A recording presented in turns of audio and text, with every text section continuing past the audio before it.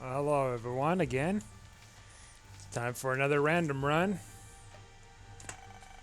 We didn't do so hot the last time, but that's fine. That's fine. Just practice. Okay, we got Azazel, so he's pretty easy for the most part. CQAVMJWM. So you can see we got the teleporting thing, which came with having Eden's Blessing from the last run. And we're going to automatically replace it. Yeah, right off the bat.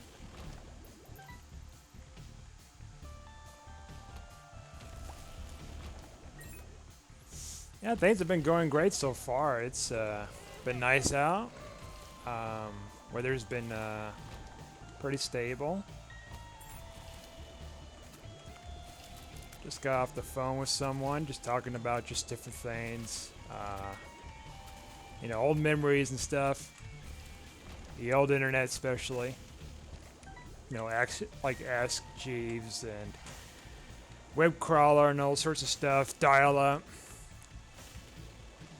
Using dial up, a long time ago. It was a big thing back then, really. Because, being the first internet and all. The amount of that's, taken place over the years, it's like, when I was a kid, I never imagined it being, so big, so vast. It's going to be so big and so fast and stuff.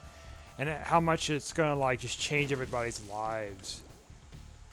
It's crazy. I remember a little bit about the early promotions of MySpace. And that was kind of a big deal of being, one of the first, social media networks. And now we got all these different variants. Like Facebook and Google Plus had a little stint, and then they just kind of went away. And then I was an early adopter for that. I mean, it was okay, but it wasn't all that. It wasn't really all that, so to speak.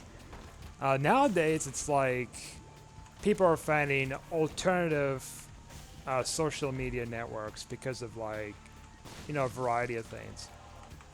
And it's just a huge shift. YouTube, obviously a big social media platform too. Remember when it was, I was using it back in '06. It was very basic, of course, and people were uploading all sorts of videos, usually pirated. Dave Chappelle skits and just random videos they found on the internet that was originally from Shockwave and stuff. Shockwave was also a thing too back then. Shockwave video, Shockwave games, all that kind of stuff. Bread of Bones is alright. In fact, if we hit into some enemies, I think get hurt here. Yeah, exactly. That's what I thought. We can lower our tier rate here. So yeah, it's one of the big ones I used to watch. Okay, we can't raise it, lower it anymore. One of the big ones I used to watch when YouTube was first around was Tanak Tanak, which was a Indian-based music video. Didn't understand the lyrics, but there was just something special about the dance and the stuff that it was pretty funny. And let's see what else. Then obviously there was the Tourette's guy, which he was around before even YouTube. Winnebago Man was another one. I remember finding new videos of Winnebago Man at some website that wasn't put on YouTube yet for some reason. And so I made an account and I put it on there and it got a copyright strike. Of course, back then it was a big deal, kind of, because it's oh boy, I got a copyright strike and they wiped my account. Now it's more intrusive, obviously. with how things are kind of situated with that kind of stuff. Blue map is pretty good. That's only good if I want to get out of boss trap rooms and stuff. Actually, I think we can utilize this a little bit more. I mean, the other one is fine, but it's like, I think we got plenty of health at this point, and as long as we're careful, we should be alright. So, like, yeah, I used to upload, like, Winnebago Man. And, my brother and I used to watch it, and my mom would, like, get really angry about us watching it because it had a bunch of cursing, obviously. And same thing with Tourette's Guide, too. And I actually watched a documentary of Winnebago Man a few years ago. Some interesting stuff about him and his work and everything. His whole history behind everything. Okay, that's real good. That's real good. I don't think we should utilize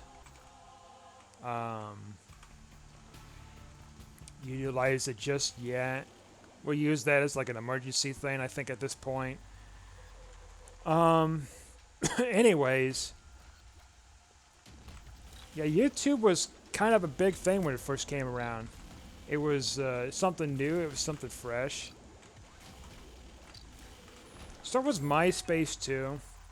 Like MySpace was kind of kind of the big social media at its time, where like, you're sharing like typically your music playlist, or have a music playlist going on in the background on your page. You can set up your own wallpaper. Just cool things like that. Or have like different format text. Because the catch is like you had to go through like the HTML and manually like put that kind of stuff in there. Back then I used to have to look up HTML like embedding codes and just copy and paste them in there in order to like have my page kind of pop, more or less. And I think that tier gap is going to get any lower. The only thing that's going to get lower is probably like some other items and whatever. But yeah, it's I mean, Photo Bucket was kind of big. Used to do that a bit. It's still around. MySpace, I think, is still around, but it's owned by Facebook, which is like... Yeah, I'm not touching Facebook anymore. I just leave it at that, but, I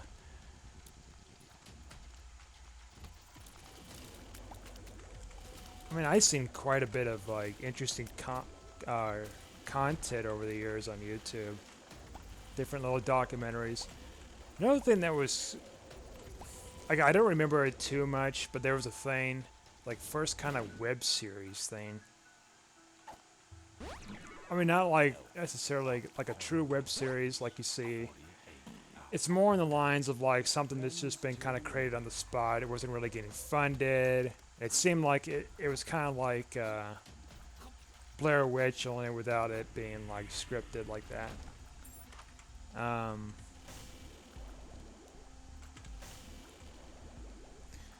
It was like Lonely Girl 15 or something like that. And there was this whole story arc that was created to like do this whole thing about this girl who was, I guess, 15. I mean, I don't know much about it. I remember little things of it. Yeah, and that was just kind of like there. And then you had like other stuff too, like, so you had like people lip syncing like songs too. Like some of it was like Weird Al Yankovic and his Constipation song. I remember one I saw, someone was doing a pretty decent amount of work when it comes to like lip syncing, and had all these different themes going on related to constipation, and can't find it on YouTube anymore. So I assume like either it was just taken down or if it's just really heading somewhere.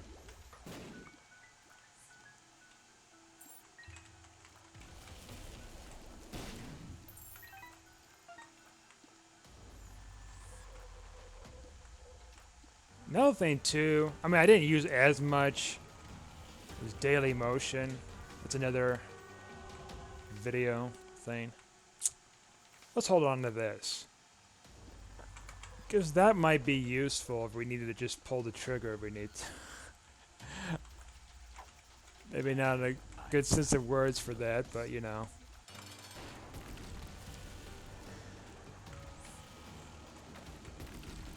Yeah, like, even in class, like, used to watch, you know, YouTube.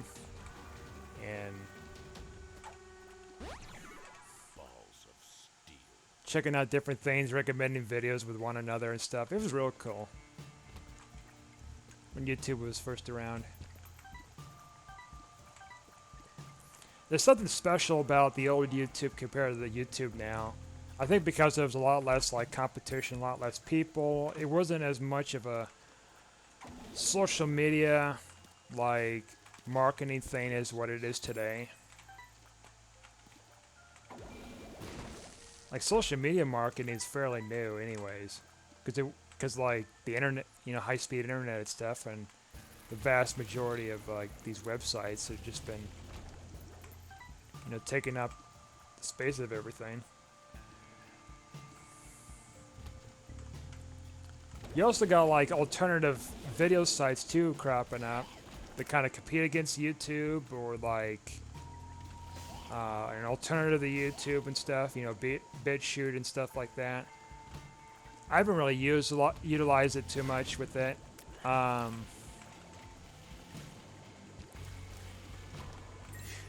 It's kind of weird to find alternatives too, because like you got all these other companies that try and like become the next kind of YouTube with less like issues with it, I guess, so to speak.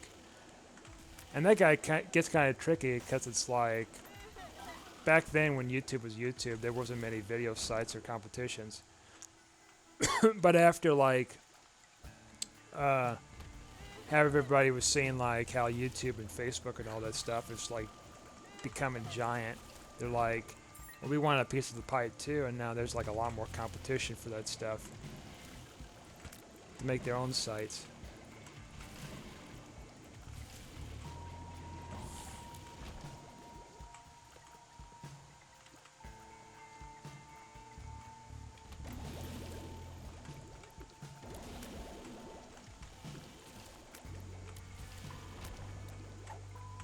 And then we have like artificial intelligence that kind of like curates our relevant videos and pictures that we search and look for.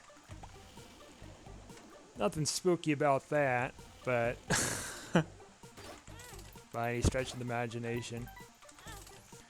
I did watch that documentary, came out last year, called The Social Dilemma. And I thought that was really interesting because I knew so much about social media. See, now this is tempting here, because one gives us more range, the other one gives me a couple extra damage. Might keep with the damage for now. Yeah, it was pretty mind-blowing, really. It was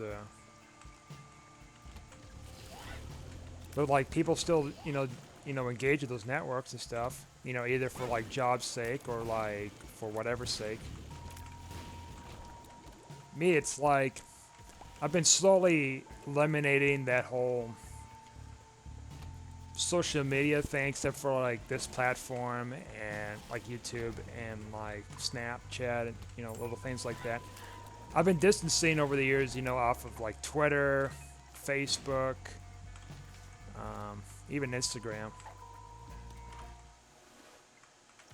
Mainly because it's not really for me. I mean, okay, so like the concept of actually, does that give us Ipecac? Yeah, it does. That's fine. In fact, I might go back and get a different trinket, because this is no longer that relevant. Now, do we want range or do we want this, which gives us rerolls for now on? I think our range is pretty reasonable-ish for the most part, so we'll just roll with this for now. But yeah, going back with social media, it's it's just kind of a touchy subject, of course.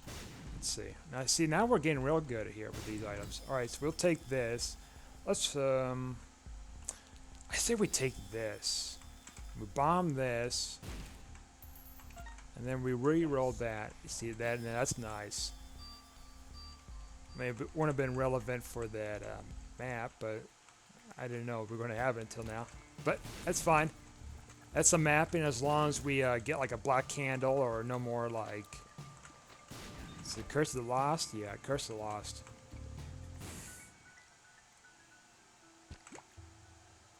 Yeah, social media is it's a double-edged sword, really. You can use it to promote stuff and get things kind of across and like meet with community with people, but then also it's like other stuff that kind of ties into the negativity with it. For me, I feel like there's more of a negative than there is a positive with it, really. You know, especially after watching that movie too, it's like illustrating more about like the whole system behind it. Let's see here.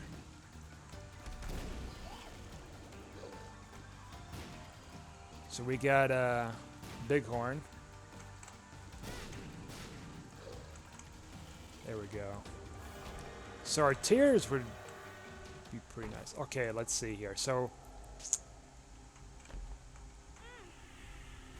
what do we do here? So I think we do this.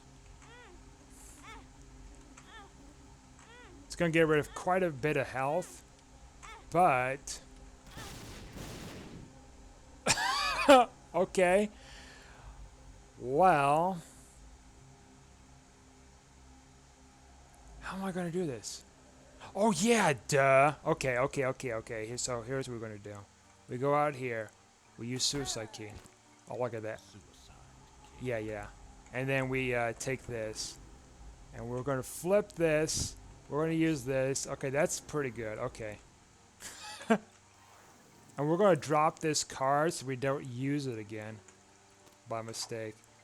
That's a really good payout, really. Really good payout. Let's see what we got here. Yeah, look at that. Like, I don't use that card that much, but, like, that just came in the clutch, really. Okay, world card. I mean, it's a little redundant for the next floor, but, like, it is what it is. Yeah, we're going to the next floor. That's a really good, good thing we did. So, yeah, social media, like, it's, oh,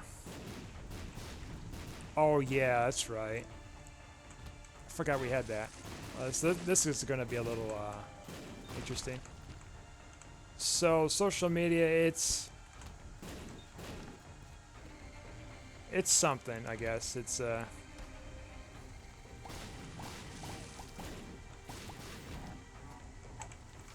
you got all sorts of different varieties too you can work with.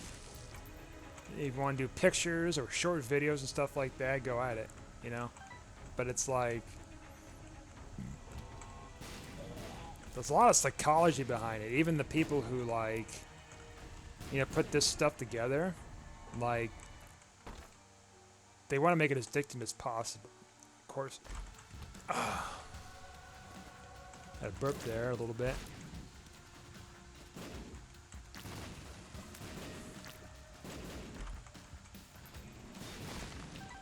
Another big thing too is like making more and more games like available to people in different platforms. Like back then it was like for computer games in dial-up age, it was like you go to a certain game website similar, I think similar to what you can do now. I haven't tried in a while, where it's like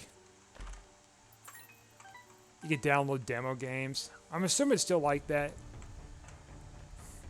But like back in the dial-up age, it was something similar like that, more or less. But then it's like they're game demos, and obviously those games were really tiny back then because they wasn't taking up as much space because the computer space was much smaller and stuff like that. But we got Grade, and he's gone. But yeah, it was. I remember downloading a couple of games over the years.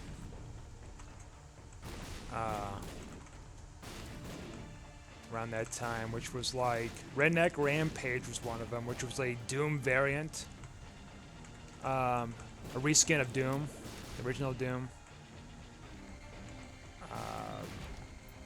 They made multiple games of those, and I have them. They're kind of tough. Even today, like, they're still kind of tough. And then another thing I used to play too, one of my first ones was Descent. And Descent, this is an interesting room too. Okay. Anyways, Descent, it was more of a spaceship shooter thing. You go into the moon to try to like save your colony from these aliens or something like that, and it was oh, what did I use? Oh, I used a strength card. I meant to use this. There we go. But yeah, it was a unique game. You had a time limit, and you had to like move your ship around. It was all 3D too, so like you had to like not only have the directional keys or some directional keys to like. Oh, that's funny. Might as well take it. Not only you had to use like certain directional keys to move your ship back and forth, but you also had to use other directional keys to like look up and down and stuff and left and right. It was a weird concept back then.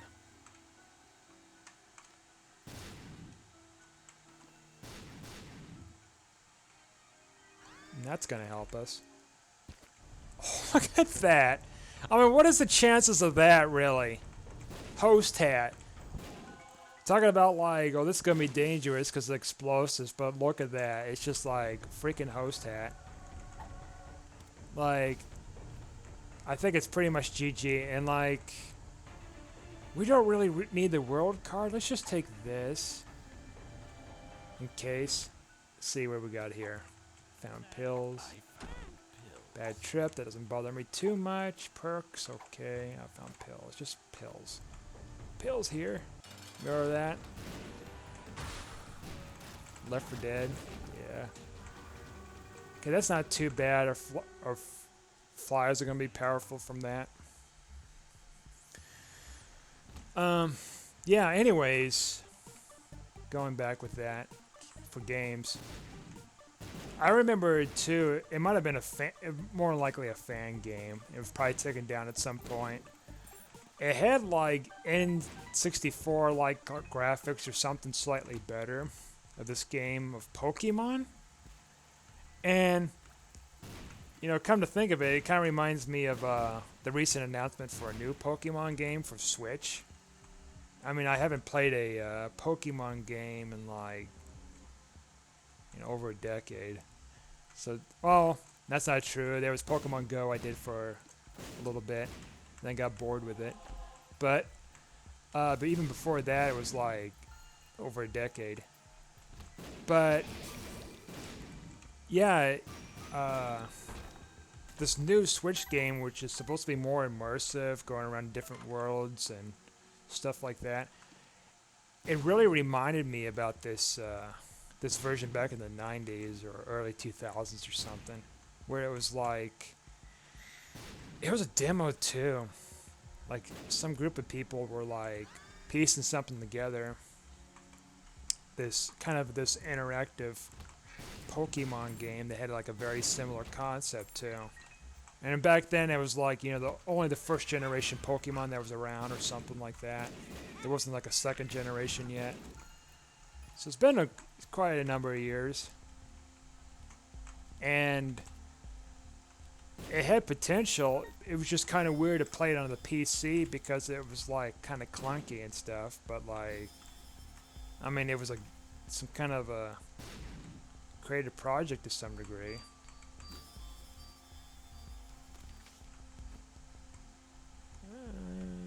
I think we'll take. Well, let's see. Let's try getting cards now because this is our last shop. I think. Yeah. Okay, that's pretty good. So that we can take some free devil deals instead of wasting our health.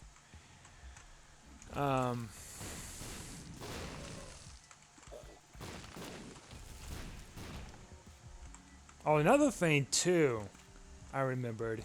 Chex Quest game that came out of a cereal box, the game itself. That was real interesting. Cause like it was just like not heard of at the time. It's like it was the first time they ever did it, which was like back in the '90s, where they just introduced like games in cereal boxes. And it was a Doom variant too. It's like back then, back in the '90s, there was a lot of Doom variants. Now, because it was the Chex Quest game, it was more geared to children, obviously, because I mean the game was geared to more children, so it'd be rated E, so it'd be available to children, more accessible, and yeah, it was. I liked the game. It was really interesting, and then they made 2 others, I think, and they all made it free online to get now. But you don't get like the cutscenes or anything anymore, like from the discs. Kind of a bummer. Cutscenes, yeah, they probably look really dated with the graphics and stuff, but like so is other games that they try to, you know, reintroduce. And then the recent one that came out, I think last summer, it was made by a modding team. And I guess it got so big that they were working together with Chex Company, and they were literally releasing Chex Quest themed snack pack things that like you get special codes to unlock certain characters and stuff, which is like that's pretty retro. They're bringing that kind of stuff back again from that.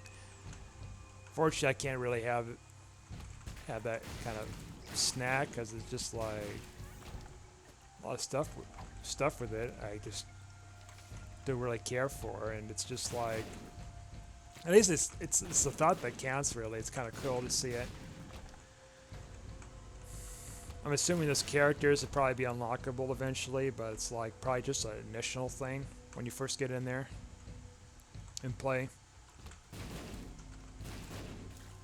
Like a pre-order bonus or something. That's another thing too that, you know, was just cropping up over the years. Is like pre-order bonuses and stuff like that. Like things are just becoming more and more invasive with that kind of stuff. It's like you gotta buy more to get more. Or you buy a game that isn't complete. Up in the good old days where you just get the complete game and nothing else. Those days are long gone.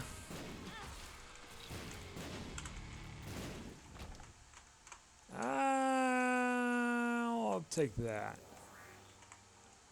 I was thinking about the Tears upgrade, but it's also like a Spirit Heart, and I prefer to get a Spirit Heart over the, yeah, whatever else. If we get a Devil deal. Oh, that's. Oh. Well, okay. Let's see. Let's try using the Hermit. Oh, this room. Fun, fun, fun. I keep forgetting that I got, like, Host Hat. I'm being, like, super careful. But also, like, I gotta be careful around these enemies, too, because they can bounce around.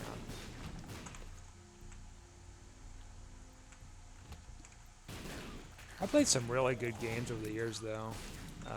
I pre-ordered.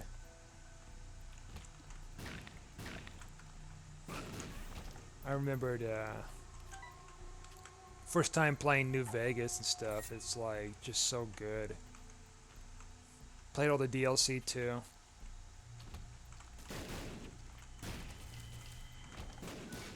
I played Fallout 4. It was okay, but not as much story driven and stuff. It was a little glitchy on the Xbox for the most part. Probably was better on my PC if I had it on there.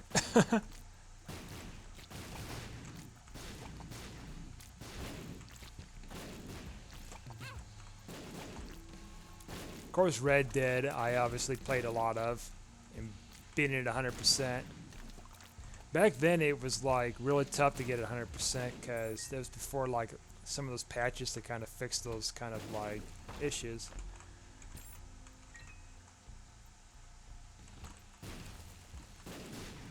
Heck, even going before, before like system updates and game updates and stuff like that for that kind of stuff. There wasn't a lot of like fixing once those games get released. And there's like additional problems.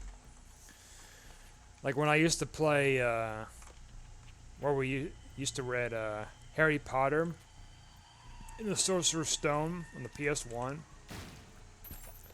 Like for example, that game, it's a different version than the GameCube and the PS2 versions because they fixed stuff and they've changed a lot of stuff around too at the same time. I didn't realize like how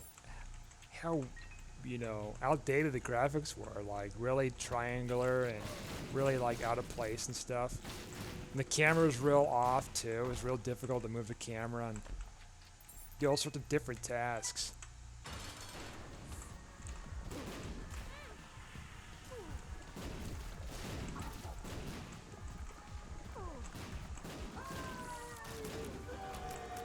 I think that was that Infamy that saved us? Did we have Infamy? I didn't think we did.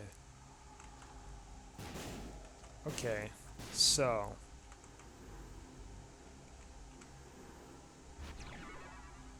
good joined. At first I was thinking like, do we have copy transformation? We are not going to Hush.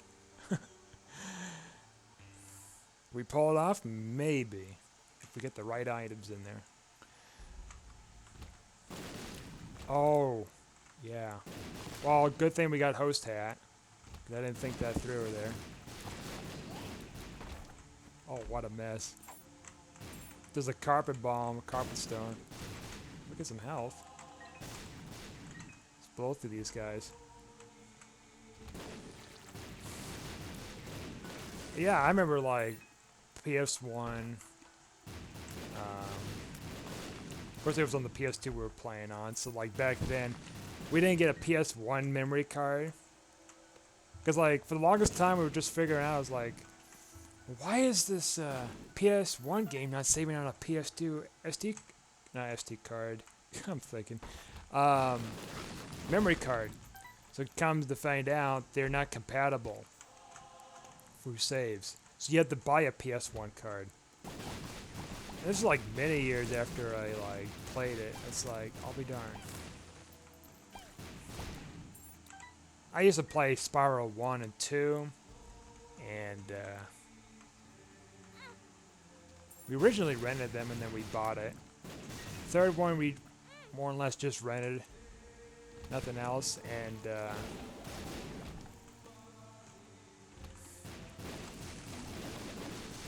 it took me about 3 hours to beat each of the games.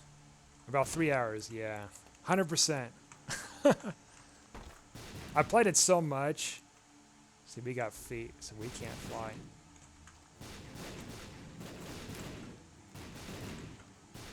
Our range is so high. But yeah, it was,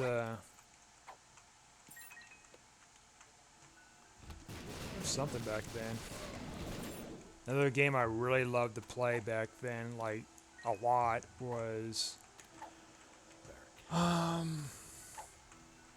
Tony Hawk Underground 2. Now that was a heck of a game.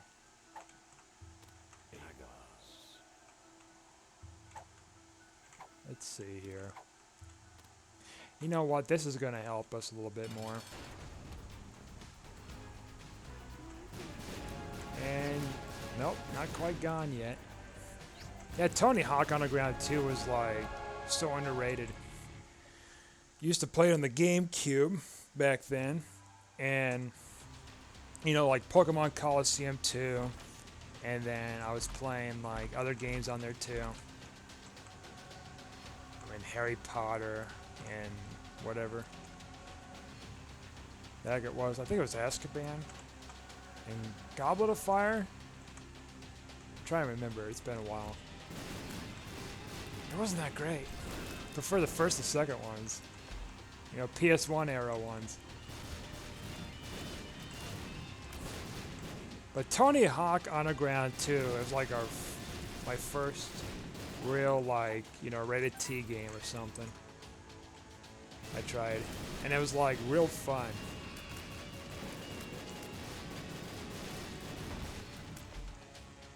Oh, hello, Haunt. And yeah, it's just these games anymore. It's like now it's like, for example, like the new Tony Hawk. Well, not the new one. The redone Tony Hawk Pro Skater 1, 2, I think. They have a thing with licensing issues with the music, so then they have to change the music and stuff, if I recall. Which, I mean, the music usually makes or breaks a game, too, if it's decent, as well as the game mechanics and the graphics and stuff like that. But yeah, so we completed a run, and in fact, we did a really good job with that Ipecac, and then like finding that host hat randomly at the end, near the end. It's like perfect timing, especially getting a good join and stuff. So I'm gonna let you see you guys later, and just like and subscribe, and I'll see you next time.